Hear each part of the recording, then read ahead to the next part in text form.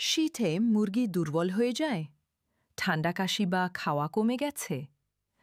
আজ দেখাচ্ছি ঘরের ৬টা জিনিস দিয়ে দারুণ শক্তিশালী মুরগির খাবার বানানোর উপায়। উপকরণ: আদা, লেবু, মধু, কালোজিরা, লবণ। এই ৬টা জিনিস প্রায় সব ঘরেই থাকে। এগুলো একসাথে করে দিলে মুরগির ঠান্ডা কমে, শ্বাস স্বাভাবিক হয়, খাওয়ার ইচ্ছা বাড়ে।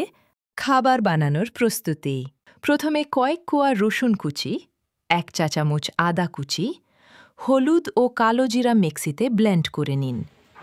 তারপর আধা লেবুর রস চিপে দিন। এবার ১ চা চামচ মধু মেশান। এটা হবে আপনার মুরগির বুস্টার। মুরগিকে কিভাবে খাওয়াবেন? এটা দিনে একবার সকালবেলা খাওয়াবেন। মুরগি ঠান্ডা, কাশি, নাকে পানি পড়া এইসব থাকলে ২ দিন দিলেই উন্নতি দেখবেন। বাচ্চা মুরগিকে অল্প পরিমাণ দিন। বড় মুরগিকে পুরো ভুসি মিশ্রণ দিতে পারবেন। কেন এটা কাজ করে? আদা গরম রাখে, কাশি কমায়। লেবু ভাইরাস বাধা দেয়। মধু শক্তি বাড়ায়। কালোজিরা রোগ কমায়।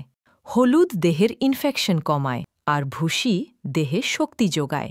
এভাবে মিলিয়ে দিলে মুরগির শরীর ভেতর থেকে রিকভারি নেয়।